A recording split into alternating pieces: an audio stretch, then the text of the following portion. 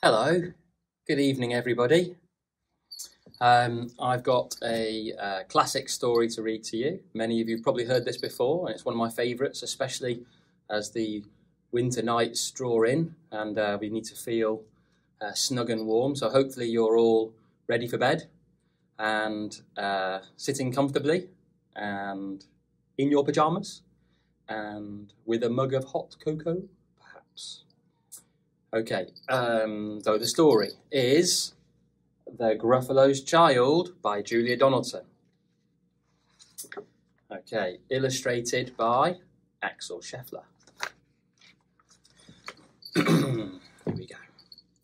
The Gruffalo said that no Gruffalo should ever set foot in the deep dark wood. Why not? Why not? Because if you do, the big bad mouse will be after you. I met him once, said the Gruffalo.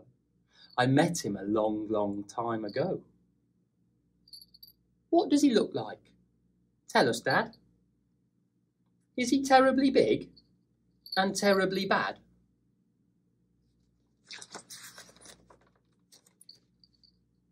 I can't quite remember, the Gruffalo said. Then he thought for a minute and he scratched his head. The big bad mouse is terribly strong, and his scaly tail is terribly long. His eyes are like pools of terrible fire, and his whiskers are tougher than wire. One snowy night, when the Gruffalo snored, the Gruffalo's child was feeling bored.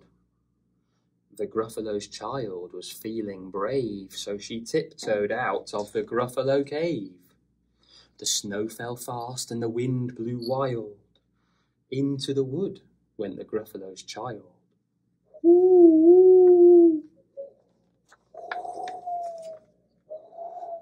Aha! Oh ho! A trail in the snow! Whose is this trail and where does it go? A tail poked out of a log pile house. Could this be the tail of the big bad mouse? Out slid the creature. His eyes were small, and he didn't have whiskers, no, none at all. You're not the mouse. Not I, said the snake. He's down by the lake, eating Gruffalo cake. The snow fell fast and the wind blew wild. I'm not scared, said the Gruffalo's child.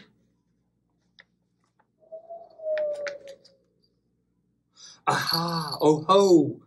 Marks in the snow. Whose are these claw marks and where do they go?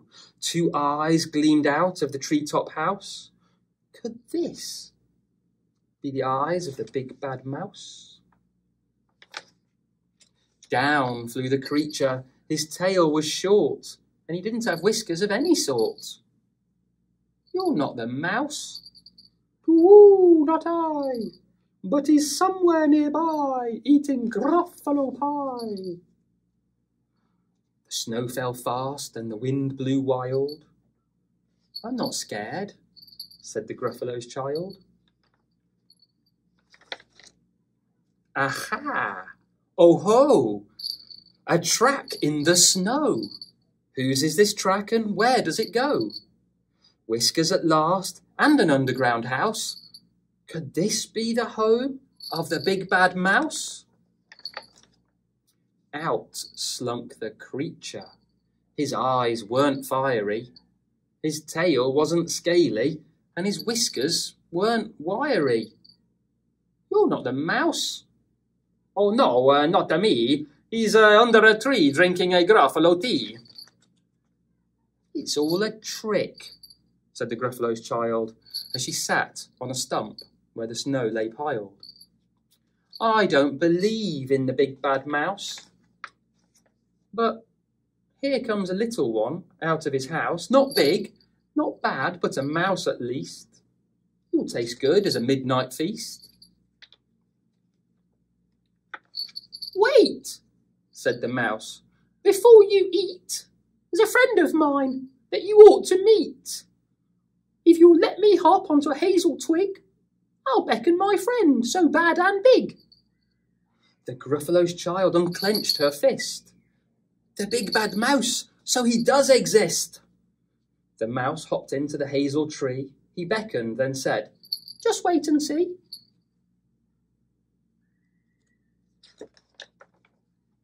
Out came the moon. It was bright and round. A terrible shadow fell onto the ground. Who is this creature so big, bad and strong?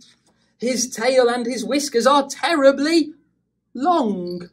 His ears are enormous, and over his shoulder he carries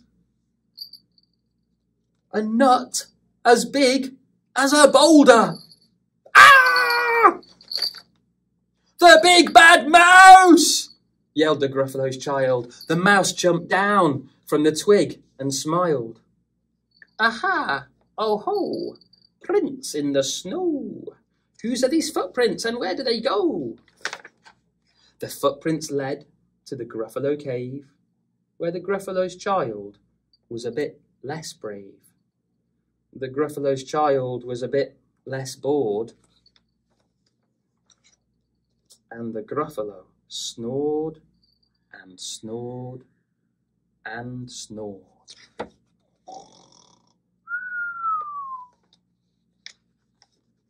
Okay, I hope you enjoyed the story. It is now past your bedtime. Good night, one and all.